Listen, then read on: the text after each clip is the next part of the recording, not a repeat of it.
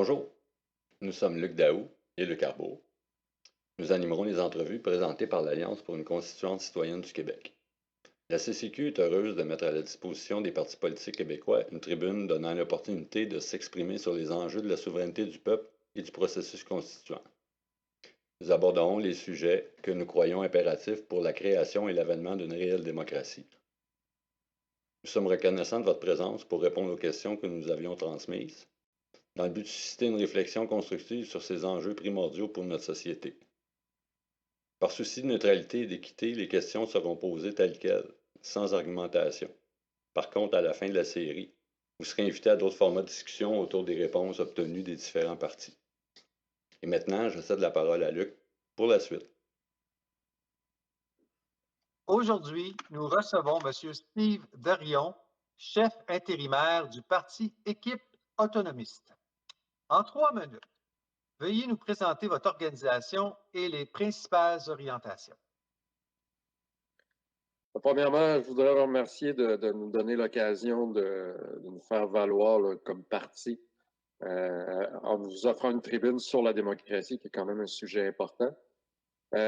Équipe autonomiste, c'est un parti qui a émergé en 2012 lors de j'allais dire le déclin, là, mais quand l'ADQ a terminé, un groupe de citoyens s'est formé pour créer Équipe autonomiste. Il y a 5 grandes valeurs qu'on a résumées en 3 grands principes. L'équité, l'autonomie évidemment qui va dans notre nom, là, qui est la liberté responsable. Donc, on veut la responsabilité des individus et de la collectivité et maximiser la liberté le plus possible. Mais on ne veut pas laisser tomber les gens non plus. Donc, on a le principe d'équité qui vient comme élément modérateur dans les deux.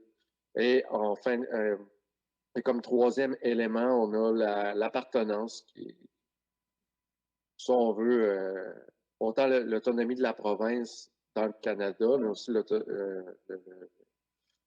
l'appartenance des individus dans l'unité collective. Donc, on veut le respect des valeurs québécoises, mais sans laisser tomber non plus les immigrants, par exemple. Donc, grosso modo, c'est Équipe autonome.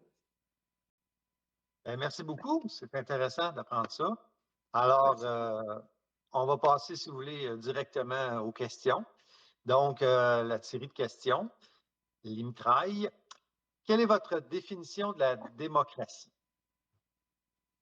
Notre définition de la démocratie, c'est quand l'ensemble des individus habitant un territoire, tout d'abord, sont libres, parce que la démocratie, c'est d'abord le pouvoir du peuple. Donc, il faut qu'il s'exerce individuellement par la maximisation, l'optimisation de la liberté.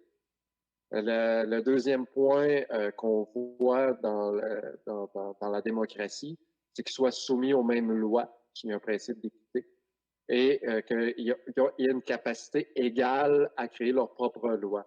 Et nous, on voit ça sous la forme d'un contrat. Le contrat, c'est 2 parties qui se mettent ensemble pour établir une règle commune.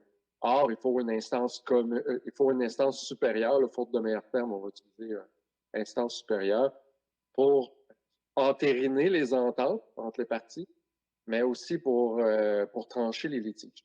Donc, pour nous, le concept de la démocratie se fonde à la fois sur la défense de la liberté, de l'autonomie, mais aussi sur le principe de subsidiarité, qui est le principe qu'un échelon supérieur ne devrait pas toucher les tâches que l'échelon inférieur est capable de toucher. Un supérieur-inférieur, c'est pas en termes de meilleur qu'un de l'autre, c'est strictement au point de vue organisationnel, faute de meilleur terme, comme je l'ai dit.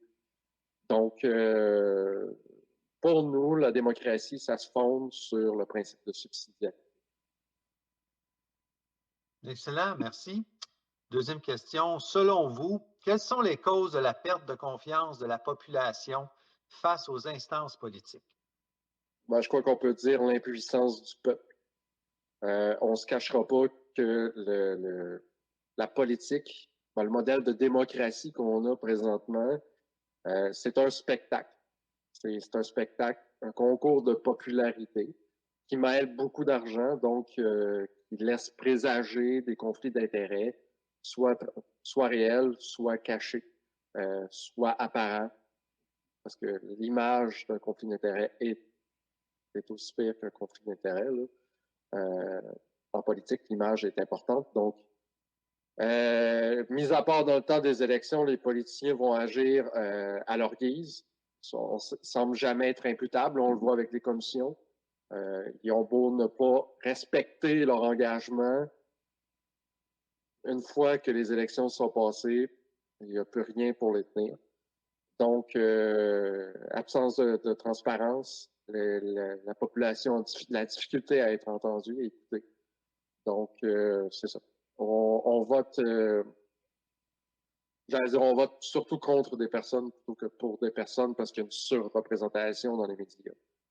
Et je dirais qu'on met un bout de papier aux 4 ans dans une urne, puis après ça, on n'est plus entendu, on n'est plus représenté parce que il n'y a plus d'imputabilité ou il n'y a plus de devoir de la part des politiciens. Ils font un peu à leur gré. En fait, ça nous mène directement à la prochaine question, dans le fond, qui est presque abordée déjà. Dans les discussions, nous, qu'on a quand on parle de nouvelle constitution, une question qui revient souvent, c'est l'imputabilité des politiciens élus, une fois élus, par rapport à leur engagement électoraux. Tu viens d'en aborder une partie, peux-tu élaborer un peu plus par rapport à ça? Ben, nous, on pense que si on est élu, c'est d'abord sur la base des promesses électorales. Donc, si on ne les tient pas, est-ce qu'on peut dire qu'on représente la population? Parce qu'on a établi un contrat avec la population qu'on ne tient pas. Donc, la raison pour laquelle on dit représenter la grande population, la raison pour laquelle on leur a donné un mandat n'est pas respectée. Alors, il n'y a pas de représentation, ce qui est quand même extrêmement problématique. On peut même dire, dans le pire des cas, qu'il s'agit d'une fraude. Dans n'importe quelle autre situation d'emploi, on ne tolérait pas ça. Pourquoi en politique, on devrait tolérer ça? Et c'est important, l'imputabilité est absolument nécessaire parce que c'est une question de confiance de la population envers les politiques, envers l'administration commune. Excellent. Reconnaissez-vous l'influence des lobbies sur les politiques? J'imagine que vous voulez dire, est-ce que les lobbies devraient avoir une influence? Nous, on pense que les lobbies vont toujours exister d'une certaine façon parce qu'un lobby, c'est quoi? Autrement, c'est un groupe qui est organisé avec des intérêts communs puis certains moyens de représentation. Ils vont toujours exister si on veut être réaliste. Ces groupes d'intérêts-là, c'est pas eux qu'il faut cibler ou critiquer, c'est les politiciens qui ont un mandat du public de faire une règle générale, d'être corrompu au sens de faire une règle en fonction du particulier au lieu de la règle générale. C'est ça qu'il faut condamner et non les lobbies en tant que tels. Or, si on revient au principe de subsidiarité, l'entente entre deux parties, c'est un contrat entre un groupe avec un intérêt particulier et le public comme deuxième partie. Donc, cette instance supérieure-là devrait mettre en avant dans le débat public l'influence des lobbies, mettre carte sur table, c'est-à-dire que les débats avec les lobbies soient transparents et publics et non cachés. Et les politiciens ne devraient jamais toucher à aucun avantage de la part des lobbies et la déclaration doit rester obligatoire. Parfait. Que pensez-vous de l'influence des réseaux supragouvernementaux? On parle ici de l'ONU, l'OMS, l'UNESCO, etc., sur les politiques. Pour nous, ça viole clairement le principe de subsidiarité et d'autonomie. Autrefois, il y avait quand même un certain intérêt à régler les litiges entre les États. À ce point de vue-là, l'ONU, par exemple, avait une certaine légitimité. Ça évitait certains conflits. Ça permettait des ententes, par exemple, commerciales entre les États. Et quand c'est réglé entre États, on peut dire que c'est légitime. Or, ce qui n'est pas légitime selon nous et qui n'est pas démocratique, c'est quand ça se mêle de la gestion interne ou de l'administration interne des États, les valeurs qu'ils doivent avoir. Alors, ce n'est plus une voie délibérative comme ça l'a déjà été. Ça devient une voie de contrainte sur l'organisation des États. Et là, ils n'ont plus de légitimité à notre sens. Parfait, merci. Quelles sont vos positions pour diminuer l'impact des lobbies? On revient un peu sur les lobbies. Oui. Ben, c'est une bonne question. Comme je l'ai dit tantôt, les lobbies, je pense qu'ils agissent dans leur intérêt. C'est par définition un groupe organisé qui agit dans son intérêt. Ça va toujours exister. Donc, c'est plus la fonction publique qu'il faut condamner en remettant davantage d'imputabilité. Déjà, si les débats seraient publics, ça diminuerait leur influence. Au moins les cartes seraient sur table. Mais en même temps, il faudrait davantage d'opposition et de contre-pouvoir et de subsidiarité aussi. Parce que là, présentement, la façon que la Constitution canadienne est faite, l'opposition est c'est plus un apparat qu'une opposition réelle. C'est bien rare que l'opposition va déloger le gouvernement en place ou empêcher le gouvernement en place de créer des lois qui parfois n'ont pas de bon sens ou qui ne sont pas représentatives de la population. Si l'opposition serait plus forte, comme qu'elle devrait être dans une bonne démocratie, ça serait difficile au lobby d'aller attaquer ou d'aller convaincre député par député si les 125 députés de l'Assemblée nationale seraient indépendants, pour donner un exemple. Et au point de vue de la subsidiarité, si chacun des échelons inférieurs prendraient leurs propres décisions, donc davantage d'autonomie, il y aurait beaucoup plus de personnes à convaincre et ça ne deviendrait même pas rentable pour les lobbies d'influencer chaque petit groupe. C'est parce que le pouvoir est concentré qu'il est facile à corrompre. Intéressant. Est-ce que les comités citoyens tirés au sort pourraient faire en sorte de diminuer les conflits d'intérêts des gouvernants, selon vous? Là, il faudrait que vous expliquiez un peu le lien que vous voyez entre les citoyens tirés au sort et la diminution des conflits d'intérêts. Pour nous, le hasard ne serait pas un gage ni de l'intérêt des particuliers à gouverner, ni leurs compétences, ni même leur absence d'intérêt. Le citoyen tiré au hasard pourrait être n'importe qui, même le premier ministre actuel.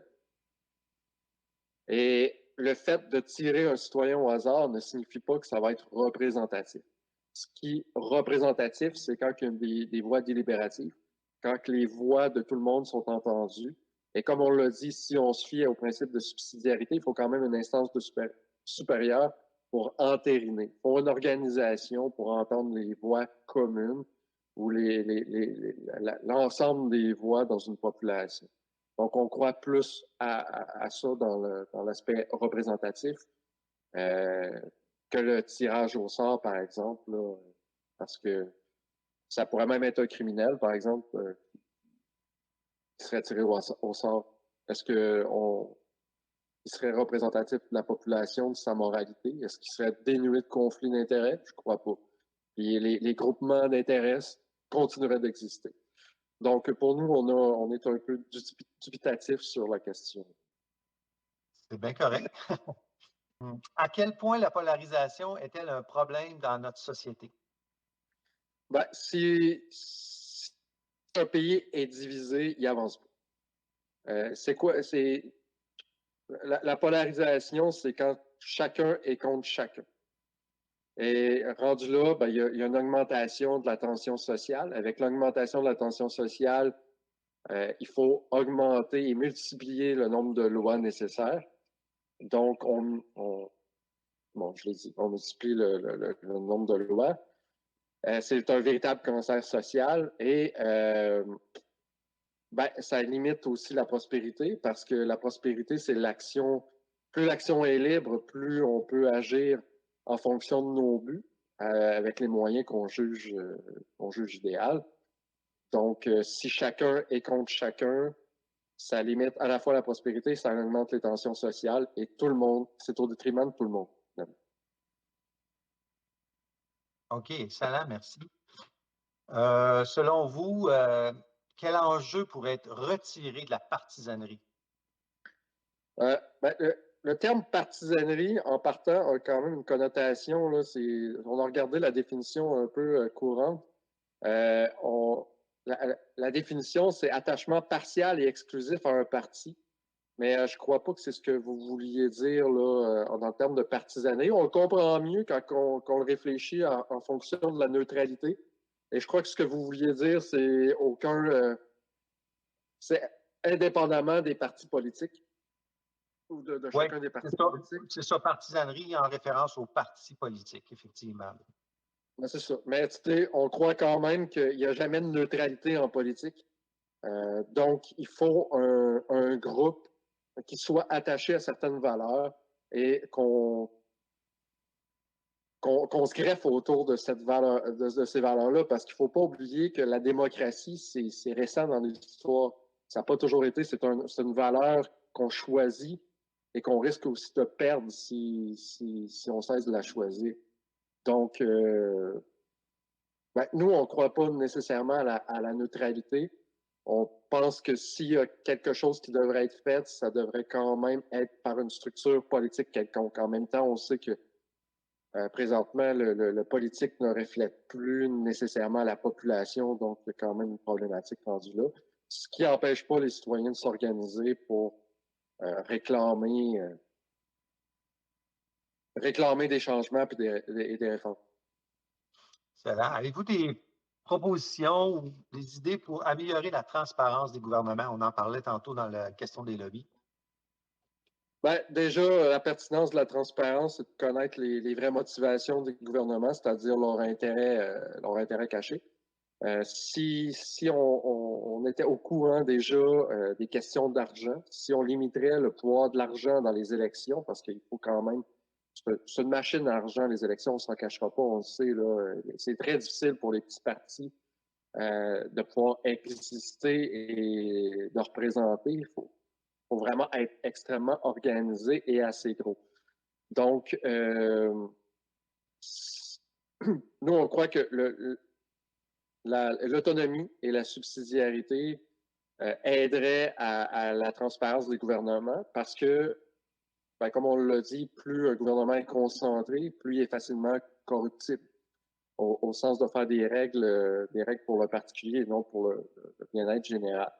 Donc, si on multiplierait et on renforcerait les contre-pouvoirs comme l'opposition, comme la décentralisation, on pense qu'il y aurait davantage de transparence ou, à défaut de transparence, au moins, il y aurait moins de conflits d'intérêts possibles. Excellent. En quoi les partis politiques sont plus compétents que le peuple pour organiser sa destinée ou gérer l'État? Le problème du peuple, c'est sa désorganisation. C'est déjà en couple, quand on est deux personnes, c'est difficile de s'associer, de se mettre d'accord sur la gestion de la maison, des enfants, et on est juste deux. Donc, une discussion à plusieurs, plus on multiplie le nombre de joueurs, plus la discussion devient difficile.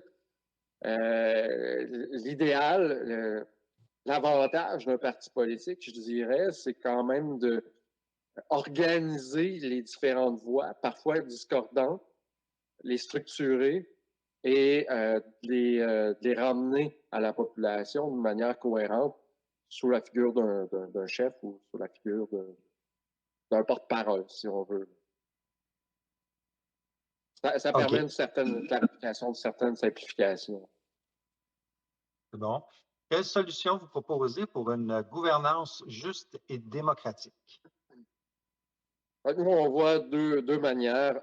Premièrement, limiter les pouvoirs, on l'a dit, et maximiser les contre-pouvoirs, comme l'opposition, comme les médias libres, indépendants et objectifs, qui sont importants pour avoir un débat social réel. Ils ne doivent pas être subventionnés. S'ils sont subventionnés, ils doivent On doit garantir leur indépendance et on doit augmenter aussi le pouvoir local par la décentralisation.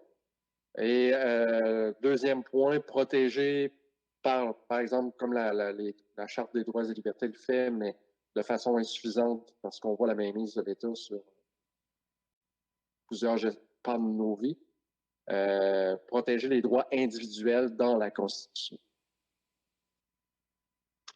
C'est bon. Dernière question, mais non la moindre, surtout pour la CCQ.